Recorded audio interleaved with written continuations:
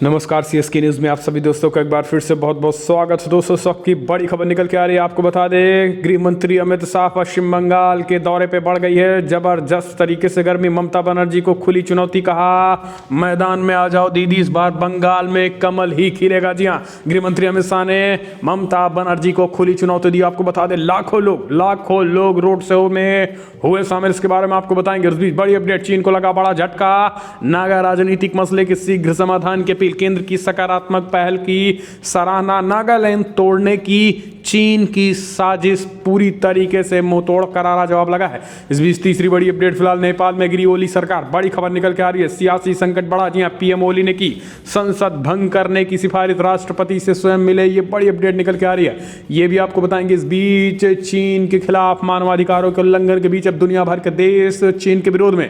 चीन के खिलाफ जर्मनी की संसद में तिब्बत, ताइवान और हांगकांग के मुद्दे पर दिखाया गया आईना। कई सांसदों ने चीन के खिलाफ खोला मोर्चा। ये भी आपको बताएंगे। इस बीच फारूक गुपकार गैंग में जिस घर में हुई थी मीटिंग, ईडी ने की बड़ी कार्रवाई। इस घर को ये जब्त कर लिया है। 12 करोड़ की संपत्ति जब्त। तो रोया महबूबा अब्दुल्ला का बेटा, जी हां उमर अब्दुल्ला, कहा पैतृक संपत्ति सीज की गई है, कोर्ट जाएंगे, सुप्रीम कोर्ट जाएंगे। जी हां, तो ये भी आपको बताएंगे। पश्चिम बंगाल से जो बड़ी खबर है वो भी आपको सुनाएंगे। इस बीच अचानक गुरुद्वारा कैसे पहुंच गए प्रधानमंत्री मोदी, तो वो भी बताएंगे। सब कुछ खबर जानना बेहद जरूरी, लेकिन उससे पहले एक छोटा सा निवेदन, अगर आपने चैनल को सब्सक्राइब नहीं किया तो प्लीज़ सब्सक्राइब की लाल बटन दबाकर चैनल को सब्सक्राइब करें। और अगर आप भी मानते हैं कि प्रधानमंत्री मोदी हैं तो मुमकिन है, तो इस वीडियो को लाइक करके अपना समर्थन दर्ज करो। इस देश की गौरवशाली इंडियन आर्मी के लिए भी जय हिंद लिखना मत भूलिएगा। दोस्तों आज की सबसे बड़ी खबर निकल के आ रही है पश्चिम बंगाल से, जहाँ पर रोड शो में दहाड़े गृह मंत्री अमित शाह। लाखों की भीड़ में रोड शो पश्चिम बंगाल में। अमित शाह कहा आ जाओ दीदी मैदान में आ जाओ ममता दीदी, इस बार बंगाल में कमल ही खिलेगा,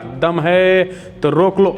केंद्रीय गृह मंत्री अमित शाह के पश्चिम बंगाल के 2 दिवसीय दौरे पे आज दूसरा दिन है। वह यहाँ राज्य में अगले साल होने वाले विधानसभा चुनाव की तैयारियों का जायजा लेने के लिए पहुंचे हैं। रविवार को शाह पश्चिम बंगाल के वीरभूमि पहुंचे और उन्होंने शांति निकेतन में विश्व भारती विश्वविद्यालय पहुंचकर रविंद्रनाथ भवन में गुरु रविंद्रनाथ टैगोर को श्रद्धांजलि दी है। इसके बाद उन्होंने विश्वविद्यालय में एक सांस्कृतिक कार्यक्रम में हिस्सा लेने के बाद गृह मंत्री अमित शाह रोड शो शुरू हो गया है। इस बीच आपको बता दें कि 5 साल में सोनार बांग्ला बनाने का ऐलान भी गृह मंत्री शाह ने किया है। लोगों से ममता बनर्जी के खिलाफ गुस्सा भी देखने को मिला है। ऐसा रोड शो जो जीवन में पश्चिम बंगाल में कभी ना हुआ। आपको बता दें, बांग्लादेशी घुसपैठियों को भगाने के लिए परिवर्तन चाहते हैं लोग। स्पष्ट तरीके से गृह मंत्री शाह ने उन मुद्दों को छुआ है, खास करके पश्चिम बंगाल में जिन मुद्दों का अभी तक पश्चिम बंगाल में कोई बोलबाला नहीं था। खास करके उन घुसपैठियों को, जिन घुसपैठियों से पश्चिम बंगाल की सियासत गर्म है और पश्चिम बंगाल के लोग पूरी तरीके से ऊब चुके हैं और उन मुद्दों का वो टच करने की कोशिश लगातार की जा रही है। और आपको बता दें कि अमित शाह ने स्पष्ट कर दिया है कि घुसपैठियों को बाहर भगाया जाएगा। इस देश से बाहर भेजने के लिए परिवर्तन चाहते हैं। रोड शो के बीच अमित शाह ने ट्वीट करते हुए लिखा है कि बंगाल में लोग जल्द से जल्द बदलाव चाहते हैं। यहाँ के लोग बंगाल में विकास के लिए परिवर्तन भी चाहते हैं। पश्चिम बंगाल में ऐसी भीड़ दोस्तों पहली बार नहीं देखी, शायद ही कोई देखा होगा। भोलपुर में भयंकर रोड शो किया है। ममता बनर्जी को खुली चुनौती देते हुए कहा कि ममता दीदी अब मैदान में आ जाओ, पश्चिम बंगाल में इस बार कमल ही खिलेगा। 200 पार, अब की बार 200 पार, कमेंट के माध्यम से लिखना मत भूलिएगा। हम चलते हैं अगले अपडेट। फिलहाल चीन को लगा बड़ा झटका। नागा राजनीतिक मसले के शीघ्र समाधान की अपील, केंद्र की सकारात्मक पहल की सराहना भी हुई नागालैंड को लेकर। जी हाँ, नागालैंड के मुख्यमंत्री नेफियू रियो तथा नेता विपक्ष TR जालोंग्यांग ने संयुक्त रूप से केंद्र और संगठनों से नागा राजनीतिक मसले के शीघ्र समाधान की अपील की है। उन्होंने जारी शांति वार्ताओं को तेज करने की केंद्र की सकारात्मक पहल की सराहना भी की है। दोनों नेताओं ने कहा है कि फिलहाल उन्होंने इस संयुक्त बयान शांति और एकता के लिए जारी किया है। उन्होंने केंद्र तथा नागा संगठनों से आग्रह किया है कि वो शांति वार्ता में शामिल होकर जल्द समाधान तक पहुंचे।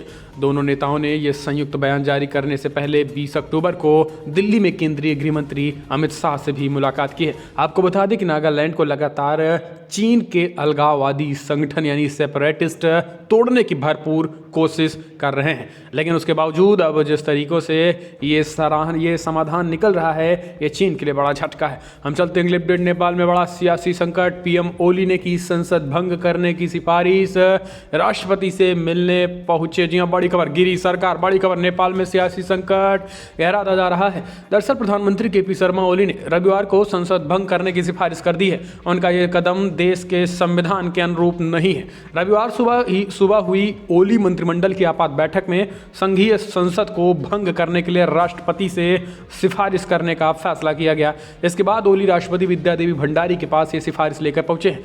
ओली कैबिनेट में ऊर्जा मंत्री वर्षमन पुन ने कहा कि आज कैबिनेट में बैठक में राष्ट्रपति को संसद भंग करने की सिफारिश करने का निर्णय लिया गया है। तो दोस्तों ये बड़ी खबर निकल के आ रही है, नेपाल में जहां ओली की सरकार धाराशाही होती जा रही है, ये बड़ी खबर गिरने जा रही है। हम चलते हैं अगले अपडेट लेते हैं। फिलहाल फारूक अब्दुल्ला पे मनी लॉन्ड्रिंग केस में ईडी की बड़ी कार्रवाई, करीब 12 करोड़ रुपए की संपत्ति जब्त। रो रहा उसका बेटा उमर अब्दुल्ला, कहा ये तो पैतृक संपत्ति, इसको कैसे सीज कर सकते हैं, जाएंगे कोर्ट। जी हाँ, आपको बता दें प्रवर्तन निर्देशालय ईडी ने जम्मू कश्मीर क्रिकेट संघ में कथित वित्तीय अनियमितताओं से जुड़ी धन शोधन जांच के सिलसिले में नेशनल कॉन्फ्रेंस के संरक्षक पूर्व मुख्यमंत्री फारूक अब्दुल्ला और अन्य 12 करोड़ रुपए की संपत्तियां कुर्क कर दी हैं। आपको बता दें कि जहां पे गुपकार गैंग की मीटिंग हुई थी वो घर भी अब ईडी के शिकंजे में है। लेकिन इस बीच बड़ी खबर निकल के आ रही है कि ईडी के इस कारनामे के बाद पूर्व मुख्यमंत्री उमर अब्दुल्ला, उनके बेटे ने कहा कि हमारी ये पैतृक संपत्ति थी जो सीज की गई है, हम कोर्ट में जाएंगे, कोर्ट में लड़ेंगे, कोर्ट में इनके खिलाफ एक्शन लेंगे। दरअसल प्रवर्तन निर्देशालय जम्मू कश्मीर क्रिकेट घोटाला मामले में पूर्व मुख्यमंत्री फारूक अब्दुल्ला की करीब 12 करोड़ की संपत्ति सीज करने के बाद अब रो रहा है। उनका कहना है कि 3 ताबड़तोड़ ट्वीट करते हुए कहा है कि हम कोर्ट में जाएंगे और इसके फैसले में अंत तक लड़ेंगे। हम चलते हैं अगले अपडेट लेते हैं। फिलहाल बड़ी खबर, एलएसी पे तनाव के बीच चीन ने वेस्टर्न थिएटर कमांड के लिए तैनात किया नया जनरल। जी हाँ, बड़ी खबर, केंद्रीय सैन्य आयोग के प्रमुख व राष्ट्रपति शी जिनपिंग ने घोषणा करते हुए जनरल झांग जुंडोंग को पश्चिमी थिएटर कमांड के कमांडर के रूप में नियुक्त कर दिया है। पूर्वी लद्दाख में भारत चीन के बीच गतिरोध कई महीनों से जारी है। सीमा पर तनाव के बीच चीन के राष्ट्रपति शी जिनपिंग ने वेस्टर्न थिएटर कमांड के लिए नए जनरल की नियुक्ति की है। केंद्रीय सैन्य आयोग प्रमुख व राष्ट्रपति शी जिनपिंग ने घोषणा करते हुए जनरल झांग झुंगोड़ को पश्चिमी थिएटर कमान के कमांडर के रूप में नियुक्त किया गया। ये बड़ी खबर। हम चलते हैं अगले अपडेट। पाकिस्तान में एंटी रेप बिल को राष्ट्रपति ने दी मंजूरी, दोषियों को बनाया जाएगा नपुंसक। पाकिस्तान के राष्ट्रपति आरिफ अलवी ने नए दुष्कर्म रोधी अध्यादेश को मंगलवार को मंजूरी दे दी है। नए प्रावधानों के मुताबिक दवा देकर दुष्कर्म के दोषियों को नपुंसक बनाया जा सकेगा। एंटी रेप ऑर्डिनेंस 2020 के तहत पूरे देश में ऐसे मामलों की सुनवाई और जांच के लिए सिस्टम बनाया जाएगा। अदालतों को रेप के मामलों का स्पीडी ट्रायल करना होगा। ऑर्डिनेंस के मुताबिक पूरे देश में स्पेशल कोर्ट बनाई जाएगी ताकि रेप विक्टिम के मामले में तेजी से सुनवाई की जा सके।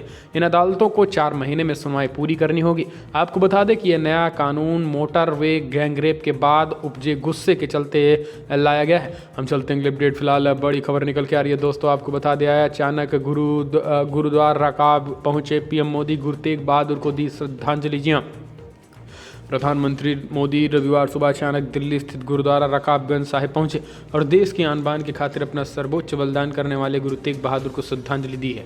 आपको बता दें कि गुरु तेग बहादुर का शहीदी दिवस दिल्ली की सीमा पर जारी किसान आंदोलन के बीच पीएम के गुरुद्वारा रकाबगंज पहुंचना बहुत अहम माना जा रहा है, क्योंकि आंदोलन में हरियाणा पंजाब के किसानों की सक्रिय भूमिका भी है। सूत्रों ने बताया है कि जिस दौरान प्रधानमंत्री मोदी गुरुद्वारा रकाबगंज पहुंचे उस दौरान न ही कोई पुलिस बंदोबस्त किया गया था और ना ही आमजन के लिए यातायात अवरोध किया गया था। तो पीएम मोदी ने चौंका के सबको चौंका दिया पहुंचकर अचानक। हम चलते हैं अपडेट। बंगाल में लश्कर अलकायदा के मॉड्यूल का पता लगाएगा एनआईए। अमित शाह ने अधिकारियों को दिए कड़े निर्देश।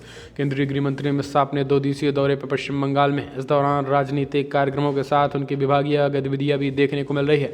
गृह मंत्री शाह ने कल राष्ट्रीय जांच एजेंसी एनआईए के वरिष्ठ अधिकारियों के संग एक बैठक भी की है। इस बैठक के दौरान उन्होंने बंगाल में आतंकी मॉड्यूल की जाँच की प्रगति को लेकर रिपोर्ट भी दी है। उन्होंने एनआईए में सीमा पर लश्कर तैयबा और अलकायदा जैसे आतंकवादी समूहों के नेटवर्क का पता भी लगाने को कहा है। एनआईए के अधिकारियों के साथ साथ डीआईजी दीपक कुमार ने शाह ने हाल ही में मामलों के विवरण मांगा है। तो ये बड़ी खबर निकल के आ रही है। हम चलते हैं अगले अपडेट। आज मेरे लिए बड़ा सौभाग्य का दिन है कि आज मैंने विश्व भारती में जाकर वो महामानव को श्रद्धांजलि देने का मुझे मौका मिला, जिसने दुनिया भर में भारतीय ज्ञान, दर्शन, कला, साहित्य इसकी गूंज मजबूत की। गुरुदेव टैगोर एक ऐसी शख्सियत थे जो उस जमाने में राष्ट्रवाद की दो धाराएं थी और दो धारा के प्रमुख नेता थे महात्मा गांधी और सुभाष बाबू। दोनों को प्रेरणा एक ही स्थान से मिलती थी। गुरुदेव टैगोर ने विश्व भारती और शांति निकेतन के माध्यम से एक और तो भारतीय साहित्य, भाषा, दर्शन, कला, उसका संरक्षण और संवर्धन किया। दूसरी ओर दुनिया भर के कई देशों की भाषा को, साहित्य को, दुनिया भर के कई देशों की संस्कृति को भारतीय संस्कृति के साथ, भारतीय भाषाओं के साथ सामंजस्य बिठाने का शांति निकेतन को, ये विश्व भारती को सेंटर बनाया। यहाँ ग्रामोत्थान, स्वास्थ्य, सफाई, सहकारिता, कृषि, ये सारे क्षेत्रों को भी अर्थ जगत के साथ जोड़ने का काम श्री निकेतन के माध्यम से गुरुदेव ने किया। और शायद दुनिया में एक ऐसा व्यक्ति था जिसकी रची हुई रचनाएं दो राष्ट्रों का राष्ट्रगान थी। गुरुदेव को जब नोबेल मिला तब मैंने किसी की एक उक्ति पढ़ी थी कि गुरुदेव के ज्ञान को, गुरुदेव के साहित्य को, गुरुदेव की कविता को नोबेल प्राइज ने एक्नॉलेज किया है। मैं इतना बहुत मन से मानता हूं कि नोबेल प्राइज ने गुरुदेव की कविताओं को एक्नॉलेज नहीं किया, नोबेल प्राइज ने गुरुदेव को सम्मानित कर अपने आप को एक्नॉलेज कराया है। और गुरुदेव की यही विरासत, गुरुदेव का यही विचार जो बताते थे शिक्षा का उद्देश्य संकीर्णता की सभी बेड़ियों को तोड़ना हो सकता है और यथार्थ को सबसे अच्छे तरीके से जानना हो सकता है। तो वही उद्देश्य जब 100 साल पूरे होने जा रहे हैं महान संस्था के, उस वक्त यहीं से फिर से एक बार मजबूती के साथ ये संदेश न केवल देश विश्व भर में जाए और गुरुदेव के विचारों के आधार पर भारतीयता को, भारत के दर्शन को, ज्ञान को, साहित्य को, कला को एक वैश्विक स्वीकृति मिले, ये हम सब ये चाहेंगे। आज मैंने गुरुदेव जहाँ रहते थे वहाँ भी कुछ समय बिताया, महात्मा गांधी जहाँ रहे थे वहाँ भी थोड़ा समय बिताया और ये महान शख्सियत को, ये महान व्यक्तित्व को श्रद्धांजलि देने का मुझे मौका मिला, इसलिए मैं अपने आप को भाग्यशाली समझता हूँ। धन्यवाद।